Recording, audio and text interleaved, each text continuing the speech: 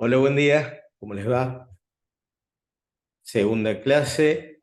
Hoy vamos a hablar sobre discapacidad, historia de la discapacidad, evolución histórica, nueva definición, clasificación, alcances y todo lo que esté relacionado con la discapacidad, la actividad física y el deporte adaptado. Comenzamos con la historia a lo largo de la discapacidad. En la prehistoria, una de las características que había muy poca evidencia. Ejemplo, solamente algún tipo de pinturas rupestres, como era de la época, mostrando figuras con discapacidad. En la edad antigua, sus características era la visión negativa, la discriminación y la marginalidad. Un ejemplo, la exclusión de las personas con discapacidad de la sociedad. La Edad Media, la característica es la asociación con creencias religiosas y sobrenaturales, estaba relacionado hasta con la brujería. El ejemplo es la percepción de la discapacidad como un castigo divino. En el Renacimiento hay una mayor atención y el surgimiento de instituciones al cuidado de la discapacidad, en hospitales y asilos con personas con discapacidad. En el siglo XIX hay un enfoque en la rehabilitación y en la educación. Se establecen escuelas para personas con discapacidad. En el siglo XX hay avances en la exclusión y la inclusión y en los derechos. Se promulgan leyes de igualdad de oportunidades para personas con discapacidad. La discapacidad y los hechos relevantes. En 1948 se crea la Organización Mundial de la Salud, que desarrolla un programa para la salud de las personas con discapacidad. También en 1948 hay una Declaración Universal de los Derechos Humanos. Se reconocen los derechos de las personas con discapacidad. Y en el 2006 se promulga la Convención sobre los Derechos de las Personas con Discapacidad. Hay un compromiso internacional para garantizar los derechos de todas las personas con discapacidad. Igualdad, ¿sí? Eso tenemos que tener en cuenta. Todo lo que ha ido evolucionando, la historia y la discapacidad.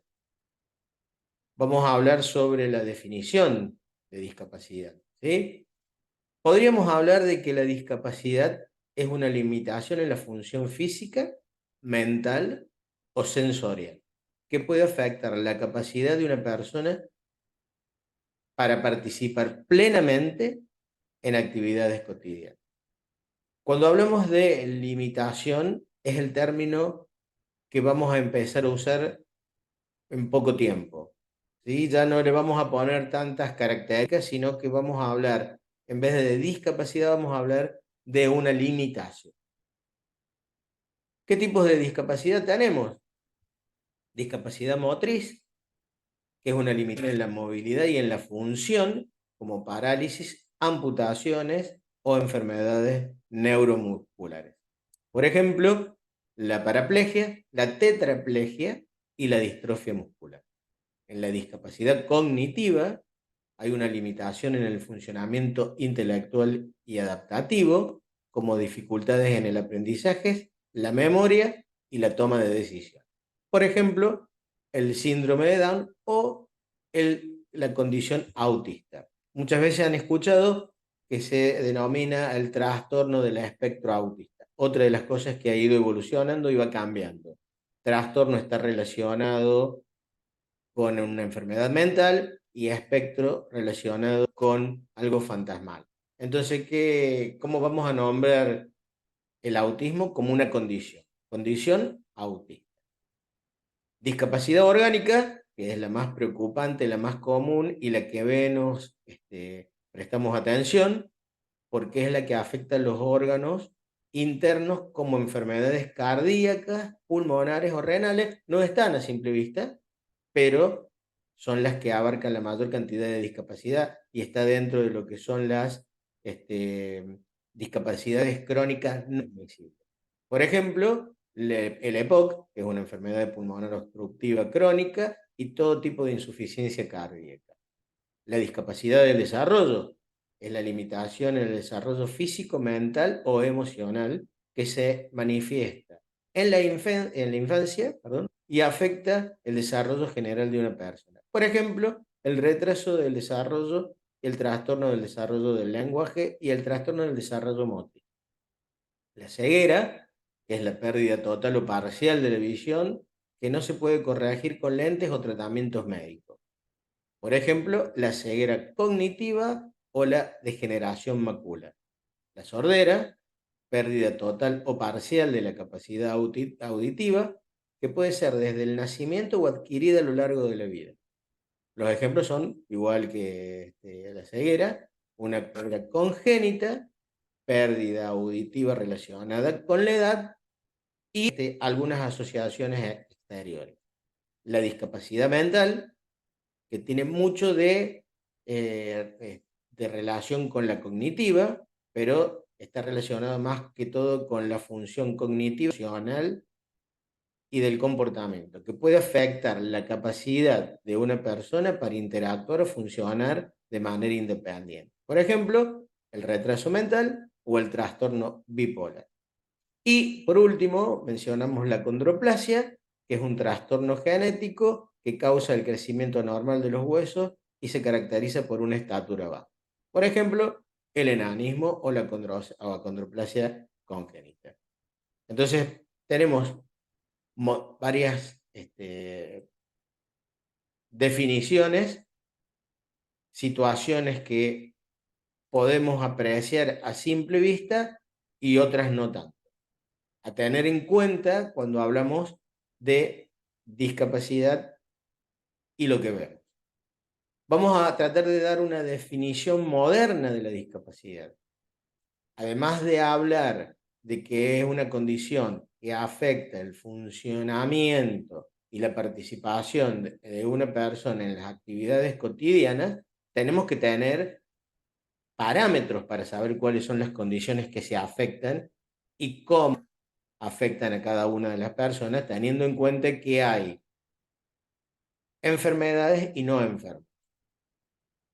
Y si lo vemos desde otro lado, cada persona tiene la misma patología que un semejante, pero no sufre de las mismas condiciones. Parámetros para elaborar una definición de discapacidad. El enfoque en la funcionalidad. Se centra en la capacidad de la persona para realizar actividades y participar de la sociedad.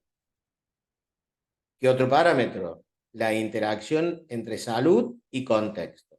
Se considera la influencia de factores ambientales, sociales, en la experiencia de la discapacidad. No es lo mismo la discapacidad de una persona en el sur o en el norte, en lugares de poco acceso, de pocos recursos, que la discapacidad en alguna de las grandes capitales de nuestro país.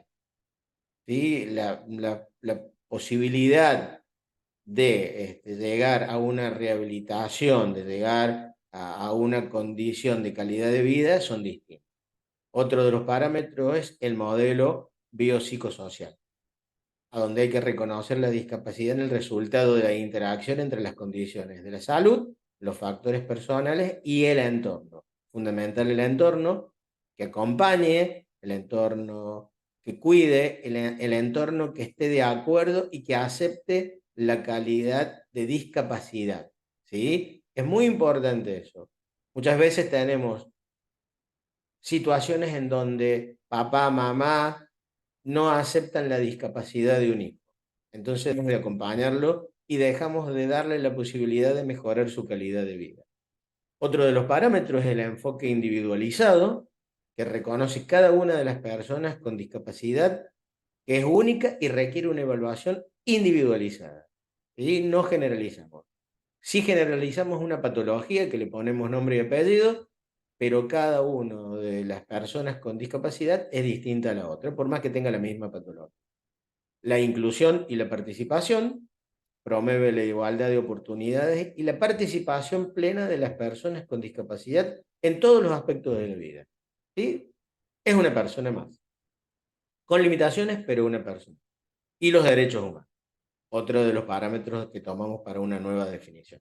Reconocer a las personas con discapacidad que tienen los mismos derechos que cualquier otra persona y que deben ser tratados con dignidad y con respeto.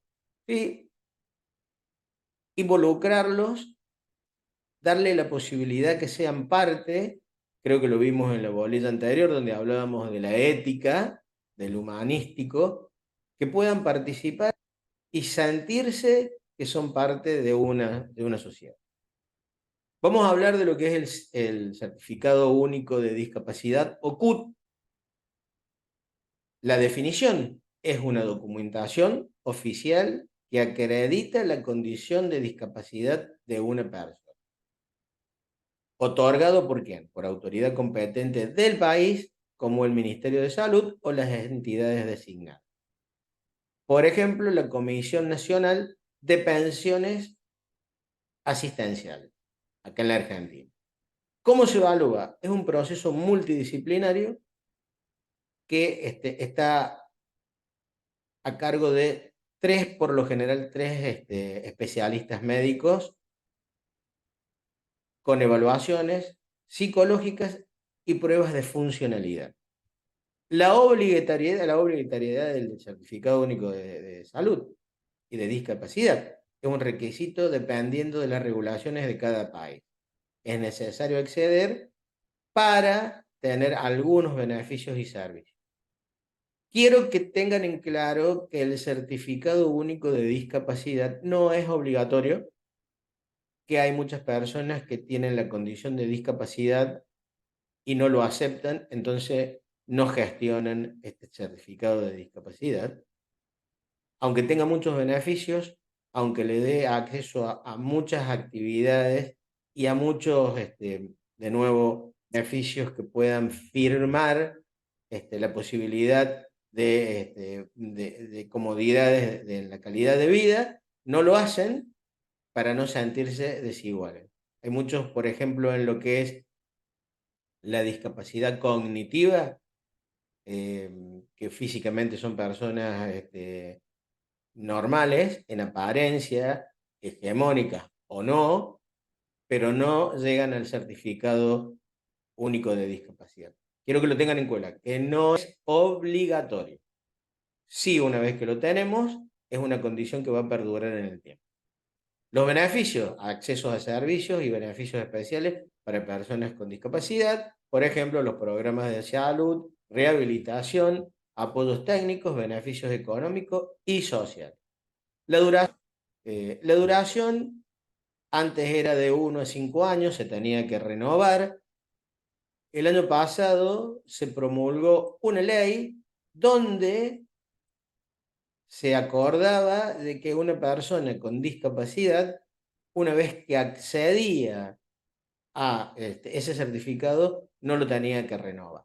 ¿Sí? Ustedes imaginen la situación de estrés para la familia, para los papás, para los hermanos, para el entorno familiar, con un hijo, por ejemplo, con síndrome de Down, que tenga que ir cada 5 años a renovar un certificado de discapacidad que no va a evolucionar.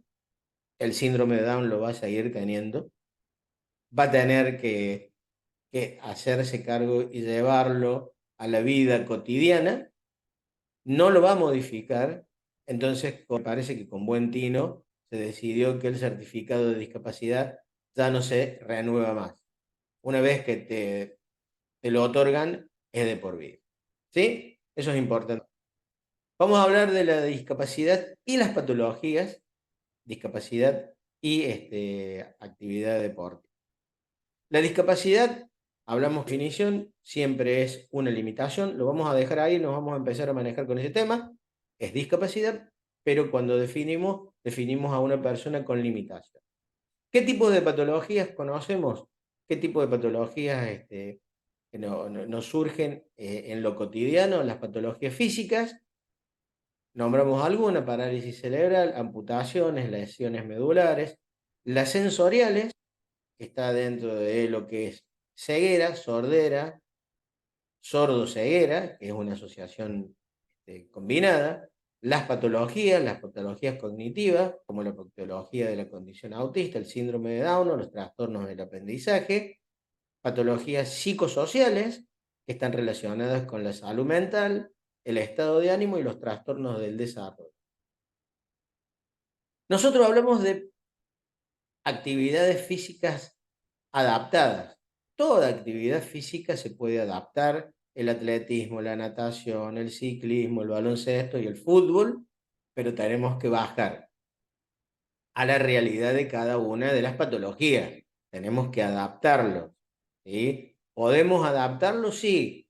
Cambiamos algunas situaciones puntuales del reglamento y lo adaptamos a esa actividad, ¿sí? El fútbol tiene varias situaciones, ya lo vamos a ver casi al final de la programación de la diplomatura, cuando hablamos de los Juegos Paralímpicos, a donde participan todo tipo de discapacidades y que tienen la parte deportiva adaptada a la realidad, excepto algunos deportes que están creados solamente para la discapacidad. Por ejemplo, la boquia, que es la bocha, y el golbal, o golbal, que es una actividad para ciegos. ¿Qué tipos de enfermedades afectan a la discapacidad y la actividad deportiva? Donde hay que tener un especial cuidado. Siempre vamos a trabajar con médicos, kinesiólogos, acompañantes terapéuticos, porque el alcance nuestro como profes, dentro de lo que es la educación física, yo sé que en la diplomatura hay kinesiólogos, hay licenciados en ciencias de la comunicación, hay acompañantes terapéuticos, pero como estamos hablando de actividades físicas deportivas, necesito nombrarlo para que tengan en cuenta que desde un certificado médico, desde un certificado de discapacidad, nosotros tomamos un alumno y tratamos de ayudarlo dentro de la posibilidad, dándole actividades acorde a su discapacidad. Estas enfermedades más complejas son la esclerosis múltiple, la fibrosis quística, la enfermedad de Parkinson, la ELA o esclerosis lateral amiotrófica, y todo hay un compendio de enfermedades raras, difíciles de conocer y que aparecen muy pocas veces. Por eso hay patologías asociadas a esas enfermedades, que son el dolor crónico, la fatiga crónica, los problemas de movilidad, los problemas de comunicación y sobre todo los problemas de aprendizaje. La discapacidad dentro de la dimensión que afecta. Cuando hablamos de dimensión, es el mundo en el que está inmerso una discapacidad y que puede ser importante para insertar o condición de ayuda e integración en la vida social. Este tipo de inserción, tenemos que hablar, cierto, de la capacidad que limita a cada una de las patologías. Recién hablamos de que son patologías que dentro de la motriz, la cognitiva, la psíquica, la sensorial o la orgánica. Cuando hablamos de discapacidad y alcances e inserciones, tenemos que empezar hablando de actividades de la vida diaria. ¿Cuáles son las actividades de la vida diaria? Los que trabajan en educación especial o en educación física, hablamos de las ABD, las actividades de la vida diaria. ¿Cuáles son estas actividades de la vida diaria? Las que tienen la necesidad del cuidado personal y la vida independiente, que incluyen habilidades como vestirse, comer, bañarse, usar el baño, hablar por teléfono, comunicarse. Estas discapacidades pueden afectar la ejecución de las actividades y se requiere apoyo o adaptaciones. Cuando hablamos de apoyo o hablamos de adaptaciones, el apoyo es el acompañante terapéutico, el kinesiólogo, la familia. Eso es el apoyo dentro de las actividades de la vida diaria. Dentro de lo que es la educación educativa, tenemos que hablar de la inserción dentro de la participación de personas con discapacidad en el ámbito educativo.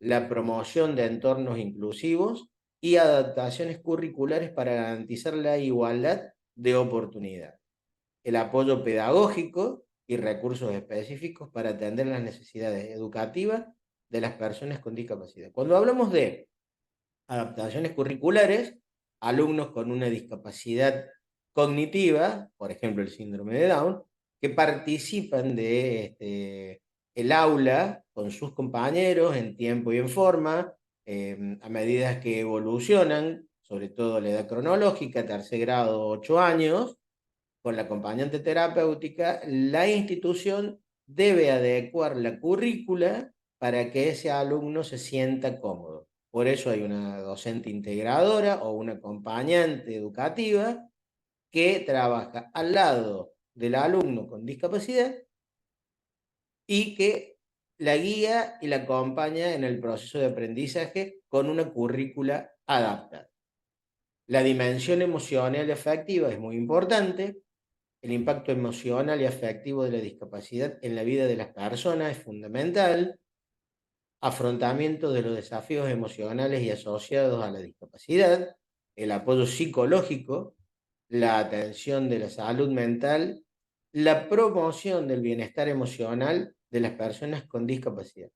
He tenido la suerte de hacer una diplomatura, terminar una diplomatura en neurociencias relacionados con la educación y la discapacidad, donde hablamos siempre de convertir y de transformar estas emociones negativas en emociones positivas. Fundamental trabajar sobre eso. A lo que nosotros hablamos, lo que nosotros estamos acostumbrados de solucionarlo a lo mejor con una llamada telefónica, con una charla, esto de la emocionalidad, es más importante trabajarlo y no dejar huellas sistémicas con una mala experiencia que transforme esa mala experiencia en una emoción negativa. Dentro de la inserción laboral, hablamos del acceso y la participación de personas con discapacidad en el ámbito laboral. Promoción de igualdad de oportunidades, ajustes razonables y apoyo específico en el entorno laboral. El fomento de la autonomía económica y la independencia de las personas con discapacidad.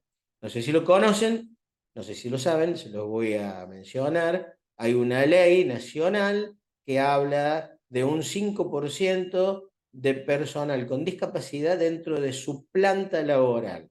Es una obligación que deben cumplir todo tipo de empresa que esté relacionada con la institucionalidad nacional. ¿Sí? El 5% de su planta laboral tiene que tener una discapacidad. No importa cuál, pero tiene que estar insertado. Y bueno, y la inserción sociocultural, que es la participación activa de las personas con discapacidad en la sociedad y en la cultura. Inclusión en actividades sociales, recreativas, culturales y comunitarias, y la sensibilización y eliminación de estigmas, barreras sociales que limitan la participación. Tenemos que dejar que la persona con discapacidad participe en forma activa dentro de lo social, dentro de lo activamente importante, dentro de sus posibilidades. Llegamos a la última parte, que es la actividad física y el deporte adaptado. Dentro de la actividad física y el deporte adaptado en la discapacidad, hay una condición que limita la capacidad de una persona para realizar actividades en forma virtual. Puede ser física, puede ser sensorial, cognitiva o psicosocial. Este enfoque en la inclusión y la eliminación de barreras para la participación plena es fundamental. ¿Qué tipo de actividad física se puede adaptar y cuáles son? Es un conjunto de actividades diseñadas y adaptadas a la persona con discapacidad. ¿Qué buscan estas actividades físicas adaptadas? Mejorar la salud mental, el bienestar y la calidad de las personas con discapacidad. Calidad de vida, recuerde, calidad de vida, salud, bienestar y calidad de vida, fundamental. Estas adaptaciones en el entorno material, metodológico y garantizar la participación. Lo que hablábamos recién dentro de lo que es la actividad educativa, la adaptación. Y para la actividad física pasa exactamente lo mismo, lo vamos a ir viendo mientras avancen las bolillas, de cómo se va adaptando la actividad física para que todos podamos participar. Y recuerden que la actividad física puede ser de carácter recreativo, puede ser de carácter rehabilitativo y puede ser de carácter competitivo. Eso es fundamental, pero siempre va a ser una actividad física adaptada. Dentro de lo que es el deporte adaptado, la práctica deportiva organizada y competitiva, las personas con discapacidad están dentro de un programa de deportes ya adaptados con un reglamento propio. Esto incluye modalidades específicas y adaptaciones para diferentes tipos de discapacidad.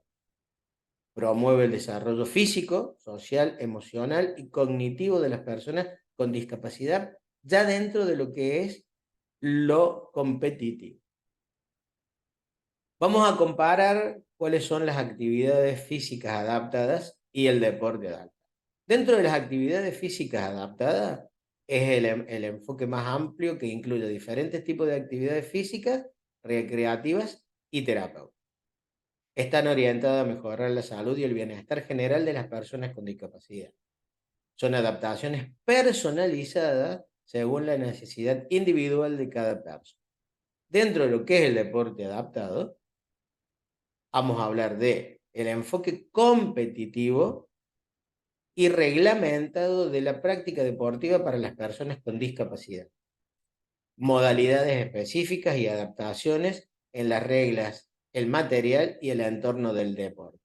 Y fomentar el desarrollo deportivo, la superación personal y la participación de eventos y competencias a todo nivel. Entonces podemos definir que el deporte adaptado es una adaptación de las reglas, el material, el entorno y el deporte convencional para permitir la participación de personas con discapacidad.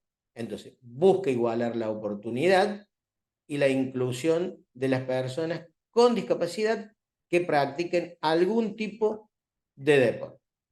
Bueno, con esto hemos concluido la clase que habla sobre discapacidad, definición, certificado único de discapacidad, la nueva manera de ver de la discapacidad, la inclusión, el potencial y la actividad física y el deporte adaptado. Como siempre, estoy a sus órdenes. Lo que necesiten, me escriben, me preguntan. Yo voy a tratar de responder todo lo que a lo largo de la vida, a lo largo de los 36 años como docente, he podido aprender y sigo aprendiendo como ustedes, como siempre. Es un gusto poder participar y poder brindarle este tipo de conocimientos de referencia y que después ustedes van a poder aplicar a su vida cotidiana y a su profesión. Les mando un saludo, que tengan una buena jornada y un buen día.